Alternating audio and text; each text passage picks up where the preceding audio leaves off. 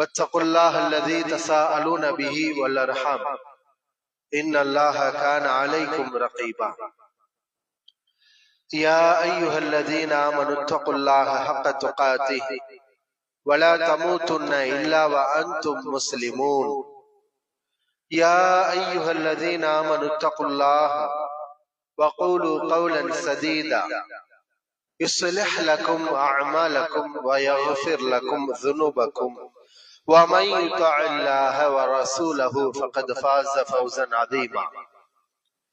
பேரன்பிற்கும் பெருமதிப்பிற்கும் உரிய எல்லாம் வல்ல அல்லாஹு ஜல்ல ஷானஹு தஆலாவின் நல்லடியார்களே, வல்ல ரஹ்மானின் வற்றா பெருங்கருணையும் கிருபையும் நம் உயிரிலும் மேலான இறை தூதர் முஹம்மது நபி ஸல்லல்லாஹு அலைஹி வஸல்லம் அவர்கள் மீதும் அவர்களுடைய குடும்பத்தார்கள், தோழர்கள் மற்றும் அல்லாஹ்வை நம்பிக்கை கொண்ட அனைவரின் மீதும் என்றென்றும் நின்று நிலவட்டுமாக.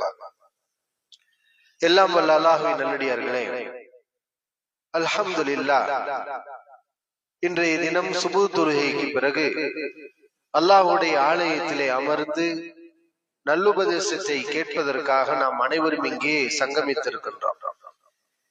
யார் சுபுஹு தொழுகையை தொழுகின்றாரோ ஃபஹுவ ஃபீ திம்மத்தில்லாஹ், அவர் அல்லாஹ்வுடைய பொறுப்பில் வந்து விடுகின்றார்.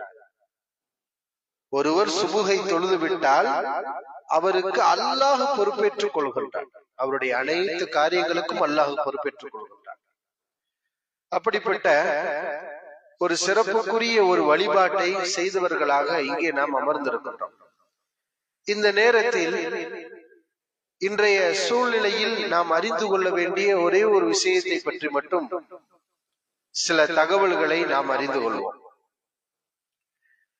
இந்த உலகத்தில் வாழக்கூடிய நாம் அடிக்கடி நம்முடைய நினைவில் கொள்ள வேண்டிய, நாம் மறக்காமல் அடிக்கடி நம்முடைய நினைவில் கொள்ள வேண்டிய ஒரு முக்கியமான ஒரு விஷயம், இந்த பூமிக்கு நாம் எதற்காக வந்தோம்? இதை என்றைக்கும் நம்ம மறந்துடக்கூடாது. அல்லாஹ்வை வணங்குவதற்காக வந்திருக்கின்றோம். இந்த உலக வாழ்க்கை என்பது ஒரு சோதனை கூடம். அல்லாஹ் நம்மை சோதிப்பான். அல்லதீ ஹலகல் மௌத வல் ஹயாத லியப்லுவக்கும் அய்யுக்கும் அஹ்ஸனு அமலா. அவனே உங்களுக்கு பிறப்பையும் இறப்பையும் ஏற்படுத்தினான். உங்களில் நல்ல காரியங்களை செய்யக்கூடியவர் யார்? நல்ல மனிதர் யார்? தீயவர் யார்? நல்ல காரியங்களை யார் செய்கிறார்? கெட்ட காரியங்களை யார் செய்கிறார் என்று அவன் உங்களை சோதிப்பதற்காகத்தான் அல்லாஹ் உங்களை படைத்தான். இப்ப இந்த பூமி, இந்த உலக வாழ்வு என்பது ஒரு சோதனை கூடம். அல்லாஹ் எங்களை நம்ம சோதிப்பான். நம்ம எல்லோரும் நம்ம சொல்லி இருக்கிறோம், ஆமன்து பில்லாஹ், நான் அல்லாஹ்வை நம்பிக்கை கொண்டிருக்கின்றேன் என்று எல்லோரும் சொல்லுகின்றோம். அந்த நம்பிக்கை உண்மையானதா பொய்யானதா? அல்லாஹ்வை வணங்குகின்றோம், தொழுகின்றோம், வழிபாடு செய்கின்றோம். இந்த வணக்கங்கள் எல்லாம் உண்மையா அல்லது அது பொய்யா? அல்லாஹ் ரப்புல் ஆலமீன் நம்மை சோதிப்பான். இந்த சோதனையில் வென்றவர்களுக்கு அல்லாஹ் பரிசு தருவார். அந்த பரிசு ஒன்று அல்லாஹ் நாடினால் இந்த உலகத்திலேயே கிடைக்கும், அல்லது மறுமை நிச்சயமாக கிடைக்கும். இந்த சோதனையில், இந்த பரீட்சையில் வென்றவர்களுக்கு அல்லாஹ் தரக்கூடிய பரிசு. இப்ப ஒரு பரீட்சையில எக்ஸாம் எழுதுறாரு மாணவர், பாஸ் ஆறாங்க, ஃபெயில் ஆகுறாங்க இல்லையா?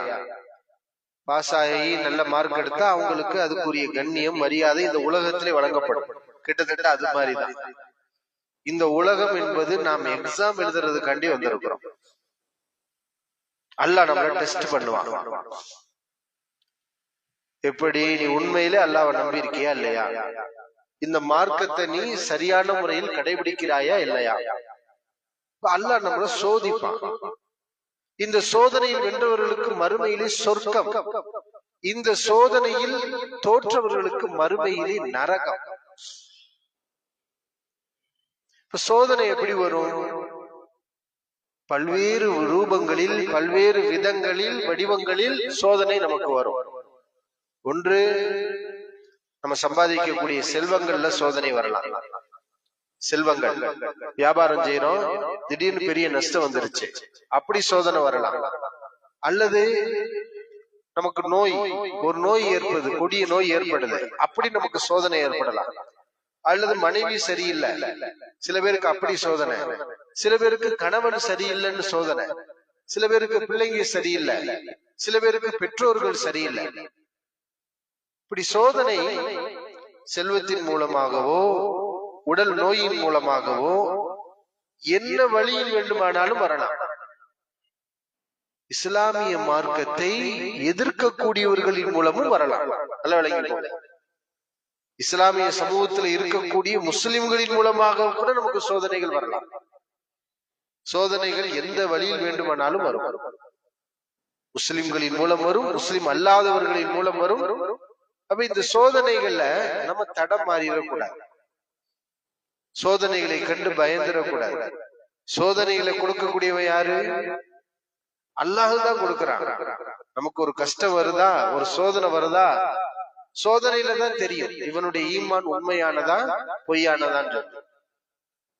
ஒரு பெரிய மழை பெய்யுது, புயல் காற்று அடிக்குது. அந்த புயல் காற்றுலையும் ஒரு பழமையான கட்டடம் சரியாமல் உறுதியாக நின்றால் இந்த சோதனைக்கு பிறகுதான் அந்த கட்டிடத்துக்கு பெயர் சொல்லப்படும், இது உறுதியான கட்டிடம் என்று. அப்படிதான் நேற்று கட்டின கட்டடம் ஒரு புயலுக்கு தாங்கல, ஒரு மலைக்கு தாங்கல, கீழே விழுந்துருச்சு, இது உறுதி இல்ல. அப்ப உறுதி இல்லைங்கிறது எதை வச்சு முடிவு பண்ணும்? நமக்கு வரக்கூடிய சோதனை தான். சோதனையில நம்ம உறுதியா நின்றுட்டோம், அப்போ நமக்கு அல்லாஹ் உறுதியான ஈமானை கொடுத்திருக்கான்னு அர்த்தம். இந்த சோதனை மனிதனை தடம் மாற செய்யுது. பலகீனமான ஈமான்ல உள்ளவங்க என்ன செய்யறாங்க? இந்த சோதனைகள்ல தான் மாறிடுறாங்க. இப்ப நாம உறுதியா இருக்கணும். இந்த சோதனைகள்ல மிகப்பெரிய இபாதத், அதாவது சோதனை எல்லாமே நமக்கு நன்மைதான். நமக்கு நோய் வந்தாலும் சரி, நஷ்டம், பொருளாதாரத்தில் நஷ்டம் ஏற்பட்டாலும் சரி, அல்லது நம்முடைய குடும்ப ரீதியில ஏதாவது ஒரு பிரச்சனைகள் இருந்தாலும் சரி, எல்லாமே அல்லாஹ்வுடைய நாட்டப்படிதான் நடக்குதுன்னு ஒரு முஸ்லீம் அதை எடுத்துக்கொள்ளும் போது அது அவனுக்கு நன்மையாகவே அமைந்து விடுகிறது. இந்த சோதனைகள்ல மிகப்பெரிய நன்மைக்குரிய சோதனை எது தெரியுமா? இஸ்லாமிய மார்க்கத்தில் எது மிகப்பெரிய நல்லறமா இருக்குதோ அதனால் நமக்கு ஒரு துன்பம் வந்தா அதுதான் மிகப்பெரிய நன்மைக்குரிய சோதனை. இஸ்லாமிய மார்க்கத்திலே மிகப்பெரிய நன்மையான காரியம் எது? லா இலாஹ இல்லல்லாஹ். இஸ்லாமிய மார்க்கம் பல்வேறு கிளைகளை கொண்டது. அல் ஈமானு பில்லாஹு வ ஸபஊன ஷஅபா. ஈமான் என்பது 70க்கும் மேற்பட்ட கிளைகளை கொண்டது. அஃதலுஹா, அந்த ஈமானுடைய கிளைகளிலே உயர்ந்த கிளை எது? லா இலாஹ இல்லல்லாஹ். அப்ப இதுதான் இந்த மார்க்கத்துல உயர்ந்த நிலையில் இருக்கக்கூடிய நல்லறம், லா இலாஹ இல்லல்லாஹ். அந்த லா இலாஹ இல்லல்லாஹ்வுக்காக நமக்கு ஒரு சோதனை வந்துச்சுன்னு வைங்களேன், அதுதான் அதிகமான நன்மையை பெற்று தரக்கூடிய மிகப்பெரிய ஒரு சோதனை. அது மிகப்பெரிய சோதனை. அந்த சோதனையில் தான் நமக்கு அதிக நன்மை இருக்கு. அல்லாஹ் கண்டிப்பாக சோதனை வைப்பான். லா இலாஹ இல்லல்லாஹ்ங்கற கலிமா எப்படி இருக்கு? இந்த கலிமாவினால் சோதனை வரும். ஏன்னா இந்த கலிமா எப்படி இருக்கு?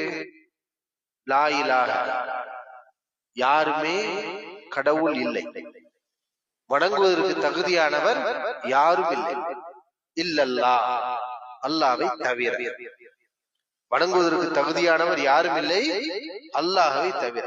இப்ப கலிமாவுடைய ஸ்டார்டிங்கே எப்படி இருக்குன்னா நெகட்டிவா தான் இருக்கு. அல்லாஹ்வை வணங்குவேங்கிறது இஸ்லாமிய கொள்கை அல்ல. லா இலாஹ, எதுவுமே வணங்க தகுதியானவை அல்ல, அல்லாஹ்வை தவிர. அல்லாஹ்வை மட்டும்தான் நான் வணங்குவேன், வேறு யாரையும் வணங்க மாட்டேன். அல்லாஹ் மட்டும்தான் உண்மையான கடவுள், அல்லாஹ்வை தவிர வேறு யாரும் கடவுள் இல்லை. இதுதான் இந்த மார்க்கத்தினுடைய முதலாவது அடிப்படை. அப்ப இந்த கலிமா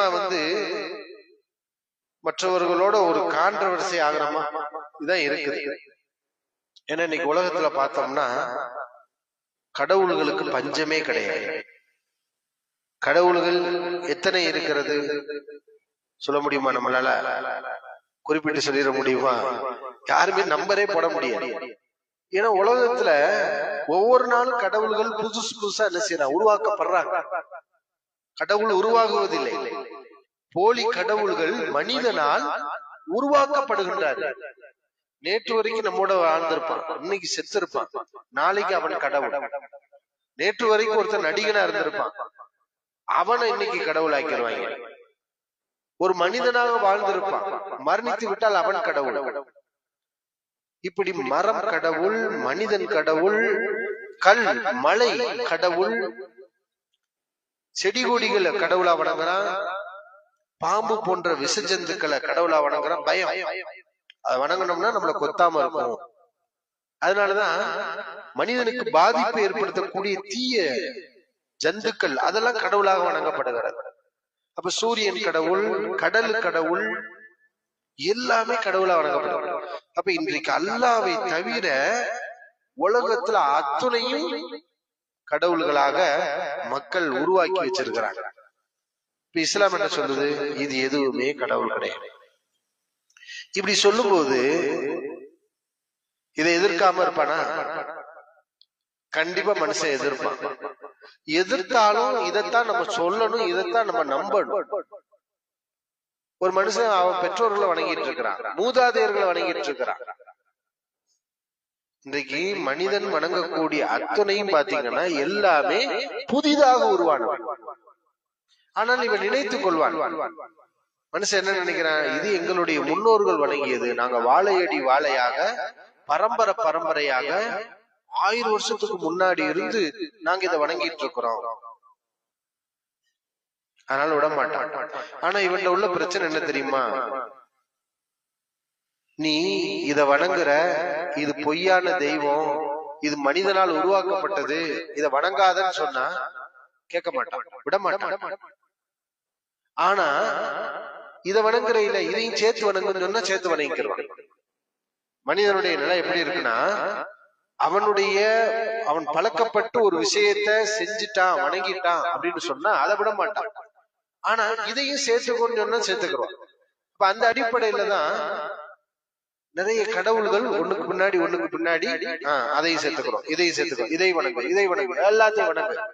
இப்படி இவ்வளவு கடவுள்கள் இன்றைக்கு உலகமெல்லாம் வியாபித்து இருக்கிறது, பொய்யான கடவுள்.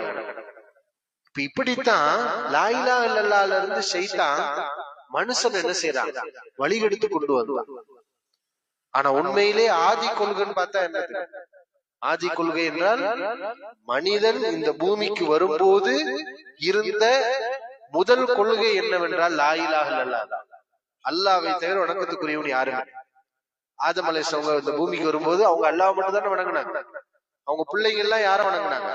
அல்லாஹ் மட்டும் தான் வணங்கினாங்க. அப்பெல்லாம் இணை வைப்பு இருக்கல. அப்ப இந்த இணை வைப்புங்கிறது எப்ப உருவாச்சு? அதுக்கப்புறம் இப்லீஸ் ஷைத்தான் வந்து என்ன செஞ்சான்? உங்களுடைய முன்னோர்களை மறக்க கூடாது, நினைக்கணும் அப்படின்னு சொல்லி அவங்களுக்கு கபறுகளை கட்ட வச்சு, அப்புறம் கொஞ்ச காலம் கழிச்சதுக்கு அப்புறம் அங்க ஓவியத்தை வரைய வச்சு, அதுக்கப்புறம் கொஞ்ச காலம் சிலையாக்கி, இப்படியே இந்த பல தெய்வ வழிபாடு வந்துருச்சு. அப்ப இன்றைக்கு பல தெய்வ வழிபாட்டை மக்கள் வணங்குறாங்களே, சிலைகளை வணங்குறாங்களே, இது எவ்வளவு காலமா வணங்குறீங்க? நாங்க 1000 வருஷமா வணங்குறோம், 1500 வருஷமா வணங்குறோம், 2000 வருஷமா வணங்குறோம் அப்படிம்பாங்க. நீ 2000 வருஷம் வணங்கினாலும் அது புதிதாக உருவான, அது பழையது அல்ல, அது ஆதி கொள்கை அல்ல. ஆதி கொள்கை எது? லா இலாஹ இல்லல்லாஹ் தான். அப்ப அல்லாஹ் நமக்கு எப்படிப்பட்ட ஒரு சரியான ஒரு கொள்கை நமக்கு கொடுத்திருக்கிறான்? மனிதனால் உருவாக்கப்பட்ட இந்த பொய்யான தெய்வங்களை யாரும் வணங்கி விடாதீர்கள். தெய்வம் என்பவன், கடவுள் என்பவன் நாம் உருவாக்கியவனாக இருக்கக்கூடாது, அவன் தான் நம்ம என்ன செய்ய வேண்டும்? உருவாக்க வேண்டும். இப்ப காபத்துல்லாவுக்குள்ள 360 சிலை எப்படி வந்துச்சு? இந்த 360 சிலை ஒரு போலி தெய்வத்தை ஒருவன் உருவாக்கிய மனநிலைக்கு வந்துட்டான்னா அதுக்கப்புறம் ஒன்னொன்னு ஏத்துக்குருவான், வீட்டை ஏத்துக்குருவான். இப்படி 360 சிலைகள் உருவாகி விட்டது. இப்படித்தான் இந்த கலிமாவில் இருந்து மக்கள் தடமுரண்டார்கள், ஷைத்தான் அவர்களை வழிகெடுத்தான். இப்ப நாம கவனமா இருக்கணும். இந்த மக்களை ஷைத்தான் வழிகெடுத்து கொண்டு போயிருக்கான், அப்படிதானே? பழச விடுனா விட மாட்டாங்க, புதுசா சேர்த்துக்கொண்டா சேர்த்துக்கிடுவாங்க. ஆனா நம்ம மார்க்கம் என்ன சொல்லுது? புதுசாலாம் நீ எல்லாம் சேர்க்க கூடாது. அல்லாஹ்வுடைய மார்க்கத்துல அல்லாஹ் உனக்கு என்ன சொல்லியிருக்கானோ அதே அதுலதான் இருக்கணும். நீ நினைக்கிறதெல்லாம் நினைக்கிறது ஆசைப்படுறதெல்லாம் மார்க்கமா நீ பின்பற்ற கூடாது அப்படின்னு சொல்லக்கூடிய மார்க்கம். அப்ப இந்த மார்க்கத்துல நம்ம கவனமா இருக்கணும். இத சரியான கொள்கைக்கு இந்த மக்களை அழைக்கும் போது அவங்க நம்மளை எதிர்பார்க்க, இத வணங்காத, இது போலி தெய்வம் அப்படின்னு சொன்னா பிரச்சனை வரத்தானே செய்யும். அந்த கொள்கையில் நம்ம இருந்தா நம்மளை எதிர்க்கத்தான் செய்வாங்க. இப்ப நபி ஸல்லல்லாஹு அலைஹி வஸல்லம் குறைஷிகளுக்கும் மக்காவாசிகளுக்கும் என்ன பிரச்சனைனா இதுதான் பிரச்சனை. ரசூல் ஸல்லல்லாஹு அலைஹி வஸல்லம் அந்த அரபு மக்கள் எவ்வளவு விரும்புனாங்க, நபி அவர்கள் மேல அவ்வளவு அன்பு வச்சிருந்தாங்க. அமீன் சாதிக் அப்படி சொல்லி இருந்தாங்க. ஆனா அவங்க ரசூல் ஆயிட்டாங்க அப்படிங்கிற தகவல் நபி அவர்களுக்கு தெரியும் போது பரக்கத் இப்னு நௌஃபல் சொல்றாரு, விரைவில் உங்களுடைய சமூக மக்கள் உங்களை வெளியேற்றுவார்கள். விரைவில் உங்களுடைய சமூக மக்கள் உங்களை என்ன செய்வாங்க, மக்கால இருந்து வெளியே அனுப்புவாங்க. அப்ப நபிகளாருக்கு நம்ப முடியல. அவ முஹ்ரிஜிய, என்னையா இவர்கள் வெளியேற்றுவார்கள்? என் மக்கள் என்னை எவ்வளவு நேசிக்கிறாங்க, அந்த மக்கள்கிட்ட நான் எவ்வளவு அன்பை வாங்கி இருக்கிறேன், என்ன வெளியேற்றுவாங்களா?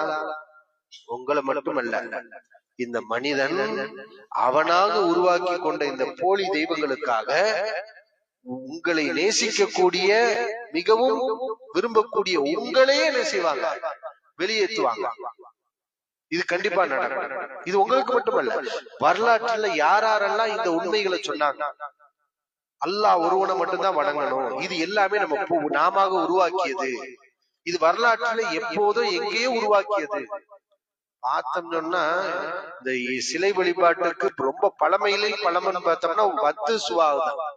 குர்ஆன்ல அல்லாஹ் சொல்றான்ல, வத்து சுவா யகூஸ் யஊக் நஸ்ர், இதுதான் பழமையான சிலைகள். அப்ப அதையே ரசூல் ஸல்லல்லாஹு அலைஹி வஸல்லம் விட்டுருங்கன்றாங்க.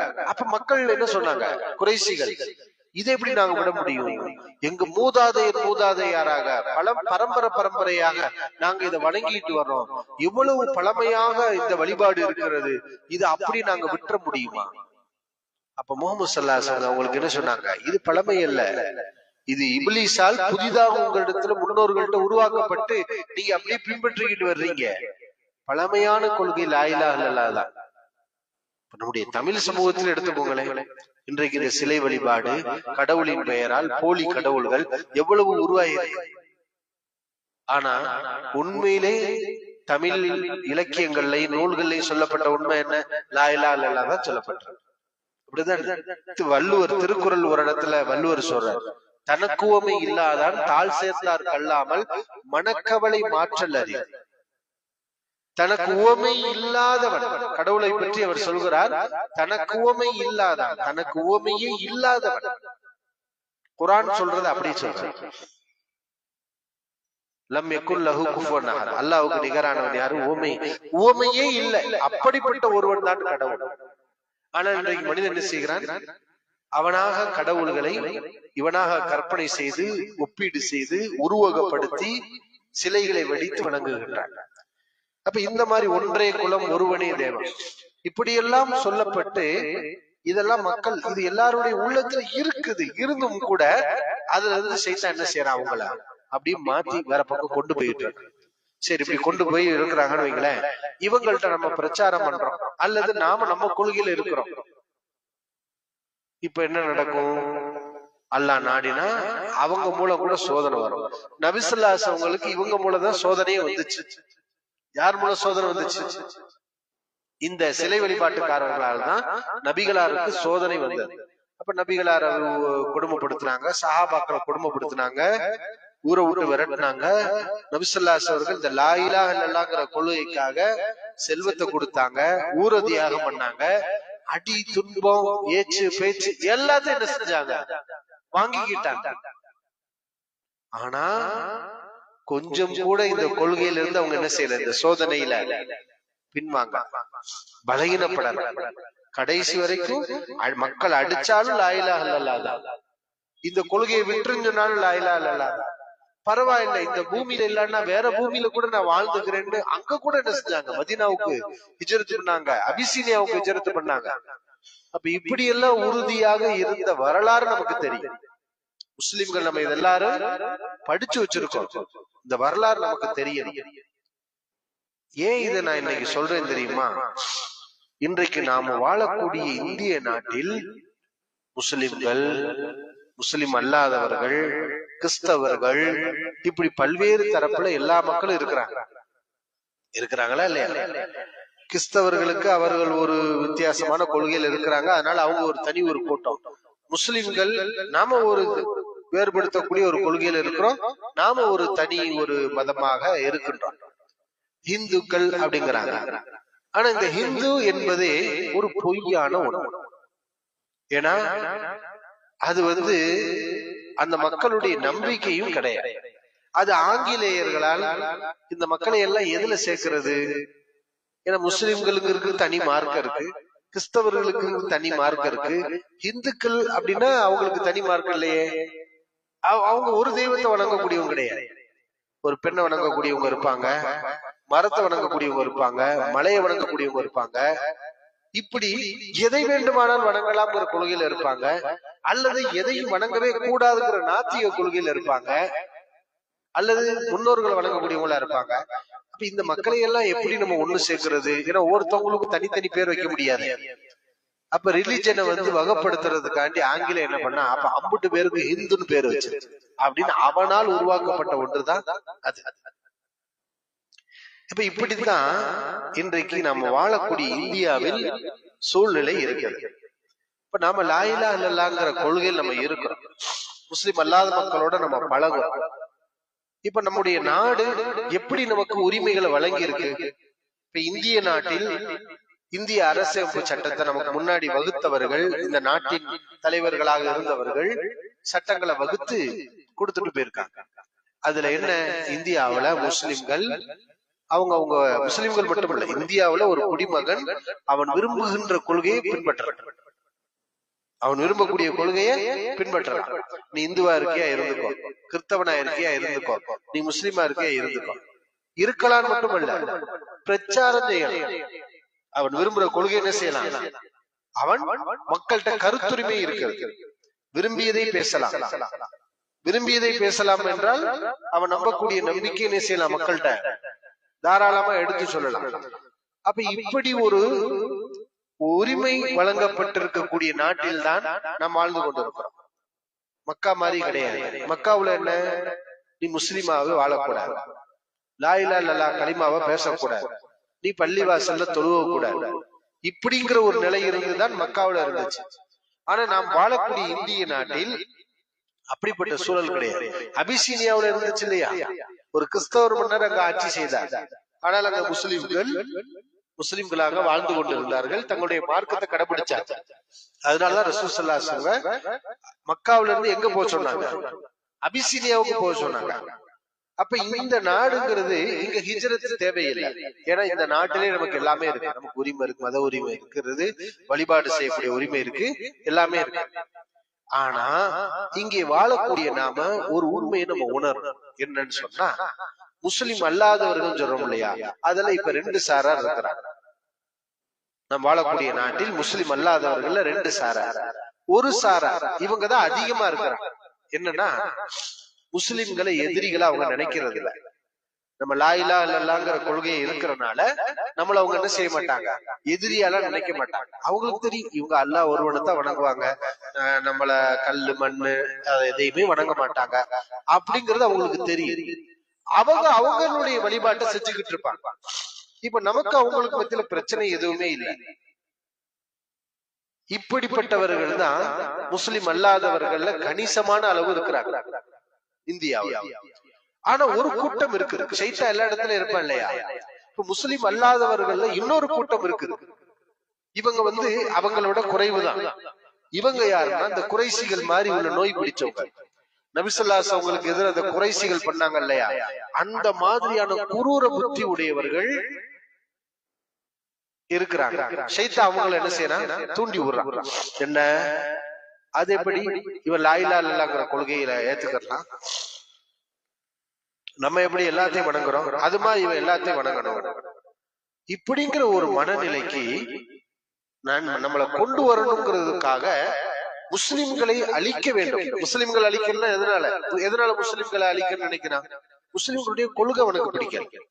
லா இலாஹ இல்லல்லாஹ் இல்ல, எல்லாத்தையும் வணங்கணும், எல்லாத்தையும் வணங்கணும். இந்த பூமியை வணங்கணும், வானத்தை வணங்கணும், எல்லாத்தையும் வணங்கணும். நான் எங்களுடைய நாட்டுல மக்கள் எதெல்லாம் வணங்குறாங்களோ அது எல்லாத்தையும் நீ வணங்க. அப்படி நீ வணங்கினேன்னா இந்த நாட்டுல இரு. நீ அல்லாஹ் மட்டும் தான் வணங்குவே, வேற எதையும் வணங்க மாட்டேன்னு சொல்லிட்டு இருந்தா இந்த நாட்டுல இருக்கிறதுக்கு உனக்கு உரிமை இல்ல அப்படின்னு சொல்லி முஸ்லிம் அல்லாதவர்கள்ல ஒரு குறிப்பிட்ட சாரார் இந்த கலிமாவை எதிர்த்து கொண்டு, இந்த கலிமாவை ஏற்றுக்கொண்டு இருக்கக்கூடிய முஸ்லிம்களையும் எதிர்த்து கொண்டு பல்வேறு திட்டங்களை தீட்டிக் கொண்டு இருக்கின்றார்கள். இப்போ நம்ம கவனிக்கணும், அல்லாஹ்வுடைய கிருபையால அந்த சொற்ப நபர்களால நம்முடைய சமூகத்துக்கு பெரிய ஒரு பாதிப்புகள் சோதனைகள் இன்னும் வரல, அல்லாஹ் பாதுகாத்துதான் வச்சிருக்காங்க. ஆனா இந்த உம்மத்துல சில பேர் என்ன பண்றாங்கன்னா, ஒண்ணு இவர்கள் விரும்புவது போல் நாம் நடந்தால் இந்த உலகத்திலேயே நமக்கு வாழ்க்கை கிடைக்கும். அதை அவன் காட்டுறான். என்ன, நீ லா இலாஹ இல்லல்லாஹ் உண்மை முஸ்லிமா இருக்காது, பேருக்கு முஸ்லிமா இருக்கு. நீ பேருக்கு வேணா முஸ்லிமா இருந்துக்கோ, தலையில தொப்பி போட்டுக்கோ, இப்ராஹிம் வேணா பேர் வச்சுக்கோ, ஆனா உண்மையிலே உன்ட மார்க் இருக்கக்கூடாது, லா இலாஹ இல்லல்லாஹ்ங்கிற கொள்கை இருக்கக்கூடாது. அல்லாஹ்வை தவிர எதுவுமே கடவுள் கிடையாது. நீ சொல்லுவியா? நீ உண்மை முஸ்லிமா இருந்தா சொல்லணும், என்ன, அல்லாஹ் மட்டும் தான் கடவுள். முருகன் மக்கள் வணங்குறாங்களே, அது ஒரு ஆதி காலத்துல வாழ்ந்த ஒரு பழமையான ஒரு மனிதன் அல்லது கற்பனை கடவுள். அப்ப இதெல்லாம் கடவுள் கிடையாது. நீங்க சிலைகளை வணங்குறீங்க, இதெல்லாம் கடவுள். இதுதான் முஸ்லிம் இஸ்லாம் கொள்கை, இத சொல்லணும். ஆனா இன்னைக்கு என்ன, இப்படி நீ சொல்லக்கூடாது, நீ பேருக்கு முஸ்லிமா ஏறி, ஆனா நீ எல்லாத்தையும் வணங்கு. அப்ப என்ன செய்யறான், தொப்பி போட்டிருக்கிறான், முஸ்லிம் பேரை வச்சிருக்கிறான், கோயில் குளம்புறா ஏறி இறங்குறான், எல்லா இடங்களுக்கும் போறான், போய் அங்க போய் சிலைகளை வணங்குறான், சிலைகளுக்கு முன்னாடி பிரார்த்தனை பண்றான். அப்ப இவன் எல்லா கடவுளும் ஒண்ணு அப்படிங்கிற அந்த எல்லாத்தையும் வணங்கலாம் அப்படிங்கிறான். அப்ப இவன் எப்படி முஸ்லிமா இருக்க முடியும்? லா இலாஹ இல்லல்லாஹ்ங்கிற கொள்கையில் உள்ளவன எப்படி இருக்க முடியும்? இப்ப இப்படிப்பட்டவர்களை அவனே என்ன செய்யறான், உருவாக்க பார்க்கிறான். அந்த கூட்டத்தார், எதிரி கூட்டத்தாரோட இவன் போய் சேர்ந்துக்கிட்டு அவங்க தரக்கூடிய உலக ஆதாயங்களை வாங்கி கொண்டு, ஒண்ணு உலக ஆதாயத்துக்காண்டி போயிருக்கலாம், அல்லது அவர்களிடமிருந்து தப்பிப்பதற்காக.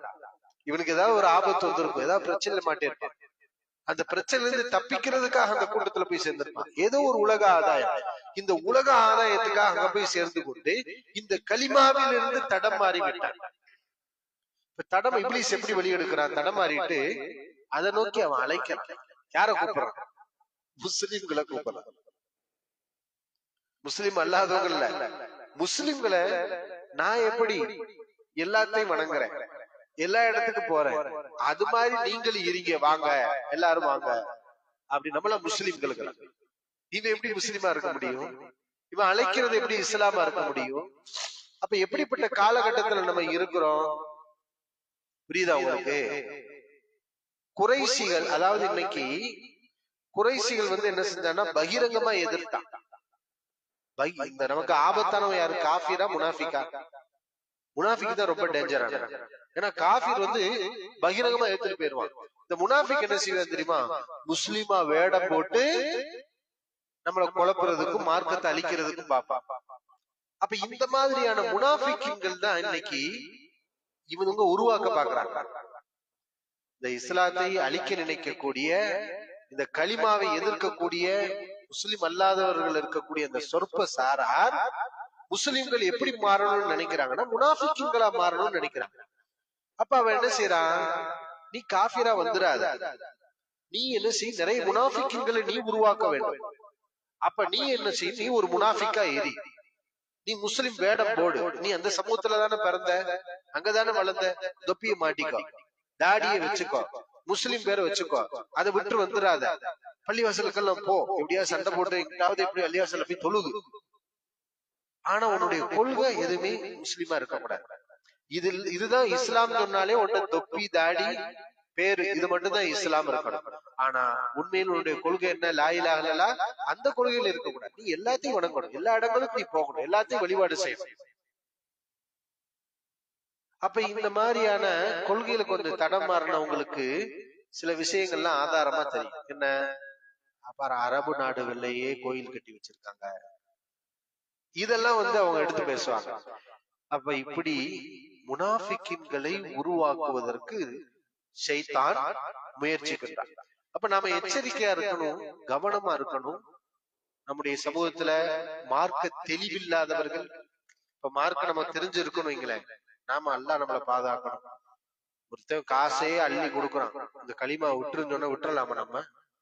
நம்ம அன்றாட காட்சியா இருக்கிறோம், உழைச்சுதான் சாப்பிடுறோம், கஷ்டப்பட்டுதான் சாப்பிடுறோம்.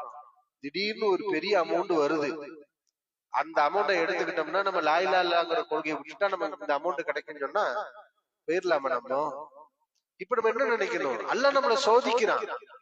சோதனை எப்படி வரும்? அதிகமான செல்வத்தை கொடுத்து சோதனை வரும், செல்வத்தை குறைச்சு வரும், இப்ப எப்படி வேணாலும் வரும். இந்த ஈமான நான் இழக்க மாட்டேன், இந்த இஸ்லாத்தை நான் இழக்க மாட்டேங்கிற சொல்லி அதுல நம்ம உறுதியா இருக்கணும். ஆனா இன்னைக்கு மனிதனுடைய நிலைமை என்ன? இன்றைக்கு உலகத்தின் மீது உள்ள ஆசை வந்து விட்டால் அவனுக்கு மார்க்கம் இல்லாமல் போய்விடுகின்றது. உலகத்தின் மீது உள்ள ஆசை இது இன்று மட்டும் இல்ல, உலகமெல்லாம் இருக்கு, அரபு நாடுகளே இருக்குது. உலகத்தின் மீது உள்ள ஆசையினால்தான் நிறைய சட்டங்கள் மாற்றப்பட்டு வருகிறது. இது உலகம் பூரா நடந்துட்டு இருக்கு. காரணம் என்ன? ஷைத்தான் உலகத்தின் மீது உள்ள ஆசையை மனிதனுக்கு ஏற்படுத்துகின்றான். அப்ப நாம கவனமா இருக்கணும், இந்த மாதிரியான கூட்டங்கள்ல போய் சேர்ந்துடக்கூடாது. ஏன்னா இப்லீஸ் நம்மள அழைப்பான். ஆனா அதுக்கும் கூட்டம் சேரும். நல்லா பாருங்களேன், எல்லா வழிகட்ட கூட்டங்களுக்கும் ஆள் சேரத்தான் செய்யும். ஆனா நாம் அந்த கூட்டங்கள்ல ஒருவராக ஆகலாமா? ஆயிரக்கூடாது, கவனமா இருக்கணும். ஒண்ணு. இன்னொன்னு,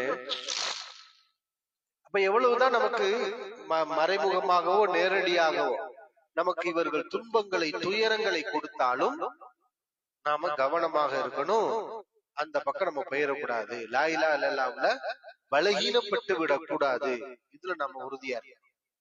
இன்னொன்னு, முஸ்லிம் அல்லாத மக்களோட நம்ம பழகலாம், தாராளமா பழகலாம், தவறு கிடையாது. ஏன்னா மார்க்கம் என்ன சொல்லுது? குர்ஆனே வேறுபடுத்தி சொல்லுது, லா யன்ஹாகுமுல்லாஹு அனில்லதீன லம் யுகாத்திலூகும் ஃபித்தீனி வலம் யுக்ரிஜூகும் மின் தியாரிக்கும். மார்க்கத்தில் உங்களுடன் சண்டைக்கு வராத, மார்க்கத்திலே நாட்டை விட்டு உங்களை வெளியேற்ற நினைக்காத முஸ்லிம் அல்லாதவர்களுடன் நீங்கள் பழகுவது உங்கள் மீது தவறு இல்லை.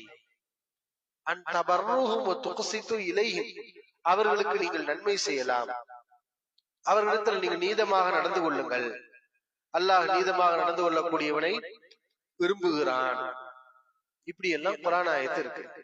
அப்ப யாரிடத்தில் நம்ம பழகக்கூடாது, யாருக்கு நல்லது செய்யக்கூடாது நல்லா சொல்றான், யார நண்பர்களை ஆக்கி கொள்ள கூடாதுங்கிறான்? உங்களோட சண்டைக்கு வரக்கூடிய, நாட்டை விட்டு உங்களை வெளியேற்ற வேண்டும் என்று நினைக்கக்கூடிய தீயவன், அவனிடத்தில் நீங்கள் ஏன் பழகுகிறீர்கள், அவனுக்கு ஏன் நன்மை செய்கிறீர்கள் என்று அல்லாஹ் அதைத்தான் தடை செய்கிறார். அப்ப இன்றைக்கு முஸ்லிம் அல்லாதவங்க பார்த்தோம்னா நிறைய நம்ம நண்பர்களா தான் இருக்காங்க, யாரும் நம்மளை அழிக்கணும்னு நினைக்கிறது இல்லை. பெரும்பாலும் இந்த தீய சாராரை தவிர, இந்த சொற்ப கூட்டத்தை தவிர அதிகமான முஸ்லிம் அல்லாத நம்மோட இருக்கக்கூடிய, நம்ம ஊர்கள்ல பழகக்கூடிய, நம்முடைய பக்கத்து வீட்டுல இருக்கக்கூடிய இவங்க எல்லாம் முஸ்லிம் அல்லாதவங்களா இருந்தாலும், அவங்க தப்பான அந்த வழிபாட்டுல இருந்தாலும் கூட அவங்க எல்லாம் நம்ம ஒரு எதிர்ப்பு இல்லாம தான் வாழ்ந்துகிட்டு இருக்காங்க. அப்ப அந்த மாதிரியான மக்களோட நம்ம நல்ல விதமா பழகணும், அவங்களுக்கு நல்லது செய்யலாம், நெருங்கி மற்ற எல்லா விஷயங்கள்லயும் நம்ம சேர்ந்து பழகலாம், தப்பே கிடையாது. அவங்களுக்கு ஒரு முடியலையா போய் நலம் விசாரிக்கலாம், தப்பு கிடையாது. அவங்களுடைய ஒரு நிகழ்ச்சிகள், திருமண நிகழ்ச்சிகள்ல நம்மளை கூப்பிடுறாங்க, தாராளமா போகலாம். அதே மாதிரி நம்முடைய திருமண நிகழ்ச்சிகளை அவங்களும் நம்ம அழைக்கலாம். அப்ப இந்த மாதிரி உறவுங்கிறது, அதாவது தமிழ்நாட்டை பொறுத்தவரை இந்த மாதிரி மத வேறுபாடு இருந்தாலும் கூட உறவுக்கு அதிக முக்கியத்துவம் கொடுக்கக்கூடிய ஒரு நாடுதான் தமிழ்நாடு. அப்ப எந்த அளவுக்கு மக்கள் பழகுவாங்கன்னா, ஒரு கூட பிறந்த அண்ணனை எப்படி பார்க்கிறோம், தம்பியை எப்படி பார்க்கிறோம், அந்த மாதிரியான ஒரு பார்வையில் பாசத்தில் பழகக்கூடிய மக்கள் தான் இங்க இருக்கக்கூடிய முஸ்லிம் அல்லாத மக்கள். அப்ப இந்த மக்களோட நம்ம எப்படி பழகணும்? நல்ல நெருங்கி பழகணும். மற்ற மார்க்கம் அனுமதித்த எல்லா விஷயங்களையும் அவங்களோட மறந்துக்கலாம். அவங்களுக்கு ஒரு கஷ்டம் வந்தா அந்த துன்பத்தை நீக்கிறதுக்காக நம்ம என்ன செய்யலாம், முயற்சி செய்யலாம். எல்லா நன்மைகளும் அவங்கள்ட்ட செய்ய நல்ல விதமா நம்ம பழகிக்கலாம். இத மார்க்க நமக்கு வலியுறுத்து. நம்ம வாழக்கூடிய இந்தியாவில நம்ம கவனிக்க வேண்டிய விஷயம் தான் இது. ஆனா இங்க ஒரே ஒரு விஷயத்துல இந்த மக்களோட இப்படி நம்ம நெருங்கி பழகும் போது, அவங்களோட நம்ம எல்லா விஷயங்கள்லயும் இணக்கமாக செல்லும் போது ஒரே ஒரு விஷயத்த கவனிக்கணும், லா இலாஹ இல்லல்லாஹ்ங்கிற கொள்கையில மட்டும் தடமாறிடக்கூடாது. இன்றைக்கு பாக்குறோம், அதாவது பழக்கம் அப்படிங்கிற ஒரு அடிப்படையில சில பேர் எல்லை மீறி போயிடுறாங்க. என்ன, அவங்க வணங்கக்கூடியதையும் இவங்களும் வணங்க ஆரம்பிச்சாங்க. அவங்களோட பழகலாம் தப்பு கிடையாது, ஆனா அல்லாஹ் மட்டும் தான் நம்ம வணங்கணும், அதுல நம்ம உறுதியா இருக்கணும், அதுல நம்ம கொஞ்சம் கூட பின் வாங்க கூடாது. ஆனா என்ன பண்ணிடுறாங்க, வாங்க அவங்க அவங்க கோயிலுக்கு போகும்போது இவங்களும் சேர்த்துட்டு அதையும் வணங்க ஆரம்பிச்சாங்க. அப்ப என்னன்னா அந்த பாசம் அன்புங்கிறது ஒரு லிமிட்ல இருக்காம அது ஒரு எல்லையில இருக்கணும் இல்லையா? ஆனா இது என்ன செய்யறாங்க, ஒரு இணக்கம்ங்கிற போர்வையில எல்லாத்தையும் வணங்கக்கூடிய ஒரு நிலைக்கு போயிடுறாங்க. அப்ப களிமாவுல இருந்து அவங்க தடம் மாறிடுறாங்க. இப்ப இங்க நம்ம கவனிக்கணும், இந்த மாதிரி ஒரு நிலைக்கு நம்ம போயிடக்கூடாது. அல்லாஹ் இலாஹ இல்லல்லாஹ்ங்கிற கொள்கையிலேயே நம்ம கரெக்டா இருக்கணும். அதே நேரத்துல அவர்களிடத்துல நல்ல விதமாகவும் நம்ம பழகிக்கணும். அப்ப இந்த மாதிரி ஒரு புரிதலோடு நம்ம இருந்தோம்னு சொன்னா அதுதான் மாற்றத்தை ஏற்படுத்தும். நான் சமூக நல்லிணக்கம் அப்படிங்கிற பேருவையில அதை வணங்குவேன் இதை வணங்குவேன், எம்மதமும் சம்மதம். இன்னைக்கு அப்படிலாம் நிறைய பேர் சொல்லிட்டு இருக்கு, எம்மதமும் சம்மதம். முஸ்லிம்கள்ல சில பேர் என்னது எம்மதமும் சம்மதம். அப்ப என்ன, நீ லா இலாஹ இல்லல்லாஹ் லா இலாஹ இல்லல்லாஹ் சொல்றது எந்த மதமும் கிடையாது, அல்லாஹ் ஒருவனை மட்டும் வணங்கக்கூடிய அந்த ஒரு கொள்கைதான் அப்படிங்கிறது. ஆனா எம்மதமும் சம்மதம்னு என்ன, நீ உலகத்துல 1000 மதத்தை மனுஷன் உருவாக்கி இருக்கான், இவனா உருவாக்குவோம், அதப்புறம் நம்ம ஏத்துக்கணுமா? அப்ப மத நல்லிணக்கங்கிற போர்வையில பேர்ல இந்த மாதிரியாக போகக்கூடிய மக்களை நம்ம பார்க்கிறோம். அப்ப இவங்களும் மார்க்க தெரிவில்லாத மக்கள், அறிவில்லாத மக்கள், ஈமானை இழந்துருவோம். அப்ப ஷைத்தான் எப்படி வழிகெடுப்பான், எப்படி வேணாலும் வழிகெடுப்பான். ஒன்னும் நமக்கு இஸ்லாத்துக்கு எதிராக இருக்கக்கூடியவங்க மூலம் வந்து டார்ச்சரை கொடுத்து, இந்த மார்க்கத்தை கடைபிடிச்சேன்னா உனக்கு குடியுரிமை இல்ல, உனக்கு அது இல்ல இது இல்லன்னு பயமுறுத்தி விட்டு, அப்படிலாம் ஒண்ணும் இல்ல. ஆனா அந்த மாதிரி பயத்தை அந்த சாரார்கள் மூலம் ஷைத்தான் ஏற்படுத்தி, அப்போ பேசாம நம்ம பேரளவுக்கு முஸ்லீமா இருந்துக்கிடுவோம், முனாஃபிக்கை போய் போல நம்ம வாழ்ந்துக்கிறோம் அப்படிங்கிற ஒரு நிலைக்கு நம்மளை கொண்டு வரும். அல்லது இந்த மக்களோட நம்ம பழகும் போது இவங்க நம்மளை மிரட்டுறது இல்லை, ஆனால் அன்பினால் அந்த மக்களுடைய பழக்க வழக்கத்தினால் நம்ம லா இலாஹ இல்லல்லாஹ் விட்டு போகக்கூடிய சூழல்களை சைத்தான் ஏற்படுத்துவான். அப்ப நாம அங்க என்ன செய்யணும், கவனமாக இருக்கணும். நம்முடைய தாயின் தந்தையை நம்ம நேசிப்போம். அதுக்காக தாய் தந்தையர்கள் ஒரு தப்பான கொள்கையில இருந்தா அந்த கொள்கைக்கு நம்ம போக முடியும். இஸ்லாம் என்ன சொல்றது, உன் தாய் தந்தை தான் உனக்கு மிக முக்கியம். ஆனா அந்த தாய் தந்தை இணை வைப்பு கொள்கையில இருந்தா அவங்களதான் நீ இங்க மீட்டெடுக்கணும். லா இலாஹ இல்லல்லாஹ் கொள்கைக்கு அவர்களைத்தான் நீ அழைத்து வரணுமே தவிர நீ என்ன செய்யக்கூடாது, அந்த கொள்கைக்கு போகக்கூடாது. அடுத்த மார்க்கம் சொல்லுது. அப்ப முஸ்லிம் அப்ப மற்றவர்கள் எல்லோர்கள் விஷயத்துல இதான் நம்ம ஃபாலோ பண்ணணும், சரியா? அப்ப இதை நாம என்ன செய்யணும், கவனத்துல வச்சு இந்த உலகத்துல நம்ம செயல்படணும். ஏன்னா இன்னைக்கு முஸ்லிம்கள் மார்க்க அறிவில்லாத காரணத்தினால இன்றைக்கு ஈமான் என்பது பறிபோய் கொண்டிருக்கிறது. இந்த லா இலாஹ இல்லல்லாஹ்ங்கிற கொள்கை இன்றைக்கு அச்சுறுத்தல்களால் மனிதன் அதை இழந்து விடுகிறான், அல்லது இந்த மாதிரியான பழக்க வழக்கங்களினால் மனிதன் அதை இழந்து விடுகின்றான். இதுதான் இன்றைக்கு இருக்கக்கூடிய சூழல்.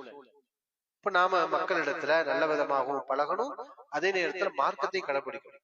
குறிப்பாக அதாவது ஒரு விஷயத்தை உறுதியா இருக்கணும், நீங்க தான் லா இலாஹ இல்லல்லாஹ் கொள்கைக்கு வரணும், நான் உங்களுடைய இணை வைப்பு கொள்கைக்கு வரமாட்டேன், இதுல உறுதியா இருக்கு. குல் யா அய்யுஹல் காஃபிரூன் லா அஅ்புது மா தஅ்புதுன். இந்த சூரா என்ன சொல்லுது, இது குறைஷிகள் காலத்துல அல்லாஹ் ரப்பல் ஆலமீன் இறக்கிய ஒரு சூரா. காஃபிர்களே, நீங்கள் வணங்குவதை நான் வணங்க மாட்டேன், நான் வணங்கக்கூடியதை நீங்கள் வணங்கவில்லை. லக்கும் தீனுக்கும் வலிய தீன், உங்களுக்கு உங்கள் மார்க்கம் எனக்கு என் மார்க்கம், இப்ப உங்களுக்கு உன் மார்க்கம், எனக்கு என் மார்க்கம் அப்படின்னு சொல்லக்கூடிய குர்ஆன், அந்த கொள்கையில் நாம உறுதியா இருக்கோம். வேண்டுமென்றால் நீங்கள் வாருங்கள், அந்த அழைப்பு நம்ம விடணும். ஒரு முஸ்லிமுடைய வாழ்வே மற்றவர்களுக்கு ஒரு முன்மாதிரியா இருக்கும், ஒரு படிப்படியா இருக்கும். இவர் பாருங்க, கல்ல வணங்கல, மரத்தை வணங்கல, இறைவன் ஒருவனை மட்டும்தான் வணங்குறார். இது மாதிரி நம்ம வாழ்ந்தால் என்ன என்று மற்றவர்கள் நினைத்து அவர்கள் நம்முடைய மார்க்கத்துக்கு வரணும். குறிப்பாக இந்த மக்களோட நம்ம வாழ்ந்துகிட்டு இருக்கிறோம் இல்லையா, நாம கவனிக்க வேண்டிய மிக முக்கியமான ஒரு விஷயம், நாம் அந்த மக்களிடத்துல நல்ல விதமாக நம்ம பழகணும். இது அவர்களுக்கு செய்யக்கூடிய அழைப்பு பணி. ஏன்னா அவங்களுடைய வளமையா மூதாதையராக அவங்க வழிபட்டு கொண்டு இருக்கக்கூடிய ஒரு இணை வைப்பு கொள்கையை விட்டுட்டு வாங்கன்னு சொன்னா உடனே என்ன செய்ய மாட்டாங்க, வரமாட்டாங்க. ஆனா நம்ம அதுக்குரிய அழைப்பு பணியும் செய்யணும், அது ஒரு பக்கம். ஆனா அழைப்பு பணியில சிறந்த அழைப்பு பணி எது? அவங்களை கூப்பிடுவது ஒரு பக்கம், இன்னொரு பக்கம் நாம நம்முடைய செயல்பாடுகளால் அவங்கள்ட்ட இஸ்லாத்தை கொண்டு போகணும். ஏன்னா நம்மோட தானே பழகுறாங்க. அப்ப நம்ம ஒரு சிறந்த ஒரு முஸ்லீமாக அவங்களுக்கு முன்னாடி நம்ம வாழ்ந்து காட்டணும். நம்ம அவங்களுக்காண்டி வாழலாம், அல்லாஹ்வுக்காண்டி வாழ்ந்தாலே அந்த மாற்றம் ஏற்படும். முஸ்லிம்னா யாரு? அவங்க யாருக்கும் கெடுதல் பண்ண மாட்டாங்க, அவங்க குடும்பத்துல கண்ணியமா இருப்பாங்க, பக்க அண்டை வீட்டுக்காரருக்கு துன்பம் தர மாட்டாங்க, யாருக்கு எந்த இடைஞ்சலும் செய்ய மாட்டாங்க, அவங்க எல்லா வகையிலும் உயர்ந்தவர்களாக கண்ணியவான்களாக இருப்பாங்க. இப்படிங்கிற ஒரு எண்ணம் வர்ற மாதிரி நம்ம வாழ்ந்தாலே போதும், அல்ஹம்துலில்லாஹ். அது ஒரு தாவா, அது ஒரு மாற்றத்தை உங்களுக்கு ஏற்படுத்தும். ஆனா இன்றைக்கு முஸ்லிம்கள்ல சில பேர் என்னது, முஸ்லிம் அல்லாதவர்களுக்கு அநியாயம் பண்ணிடுறாங்க. அநியாயங்கிறது முஸ்லிமுக்கும் பண்ணக்கூடாது, முஸ்லிம் அல்லாத யாருக்கும் பண்ணக்கூடாது. ஆனா ஒரு முஸ்லிமுக்கு பண்ணுனா அவன் என்ன விளங்கிடுவான், இவன் சரியில்லைன்னு வழங்குவான், அதை தவிர்த்து வேற எதையும் கூடுதலா அவன் வழங்க மாட்டான். ஆனா ஒரு முஸ்லிம் அல்லாதவனுக்கு ஒரு முஸ்லிம் கெடுதி பண்ணும்போது அவன் என்ன விளங்கிக்கிடுவான், இவன் சரியில்லைன்னு விளங்க மாட்டான், இவன் சரியில்லை, இவன் ஏற்றுக்கொண்ட மார்க்கமும் சரியில்லைன்னு தான் சேர்த்து விளங்குவான். அதனாலதான் சில இடங்கள்ல முஸ்லிம்களுக்கு வீடு தர மாட்டோம்னு போடுறாங்களே, அதுக்கு என்ன காரணம்?